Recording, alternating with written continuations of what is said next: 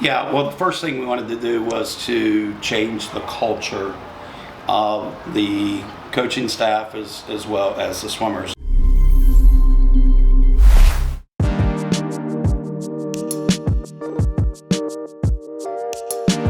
As far as the coaching staff is concerned, we introduced what we call the swimmer engagement model.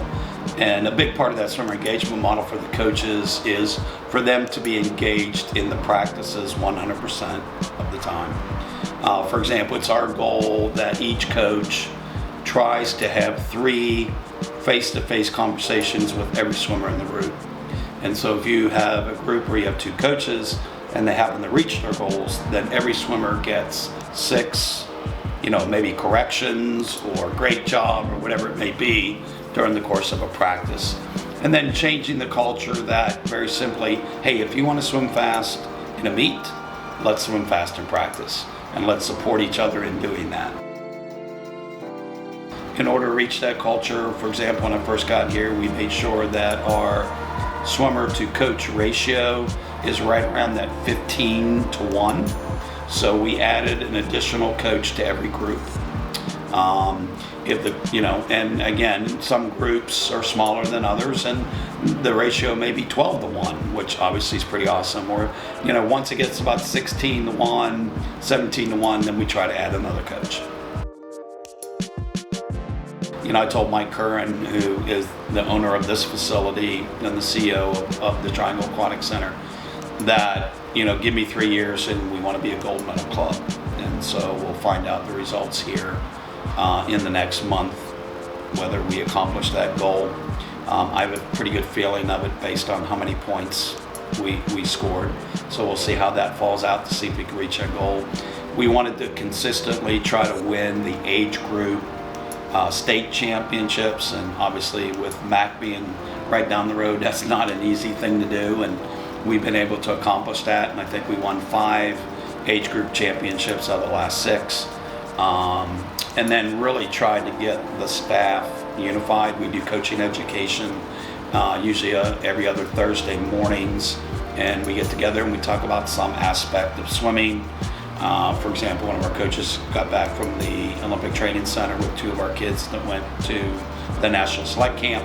So he came back and reported, in some aspect of what he really learned there, and then we discussed that. We, for example, talked about starts one day and start technique and start progressions and start drills so that everybody's on the same page. So we just try to really go step by step, and then we feel like the faster goals is getting kids faster, getting kids to Olympic trials and so forth, put on the national team, junior national team. Kind of all will fall into place if we make sure we're doing what we're doing and focus on what we're doing, not worrying about what anybody else is doing. We try to cap our groups at a certain number so we can make sure that everybody is training under one roof. And that's, that's very valuable to us. All of our coaches are here, and even just the down times when all the coaches are together and we're just talking and hanging out, we're learning from each other. Each coach has to report in our coaches meeting what their goals are, how they're going to accomplish them, and then we help each other in kind of figuring out how do you reach those goals, what do we do. Rob Norman, who's our head age group coach, he is just phenomenal. He coaches our top 11 and 12 group, our top 13, 14 group, and then we have some really strong coaches, Lindsay Fano, who's working with the 9 and 10s, that second 9 and 10 group, and Blake Addison with that first 9 and 10. And they're really learning certain things, and they're learning the language. And then by the time they get to me, it's really reinforcement. No, nothing new. And those guys are so valuable down the line, and whether we're in our challenge track or elite track or even a developmental track, to just really try to give them a quality program. And I think the swimmers have responded to that.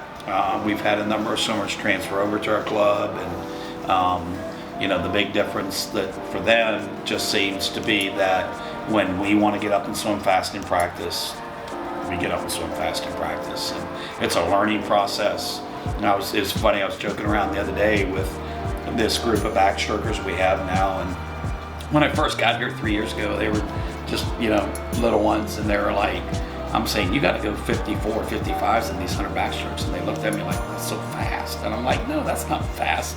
You can do that. And now, today they're going 50.51s in practice, pulling chips out of a bag. And so that's kind of fun to watch. And they've kind of bought into the system that we run.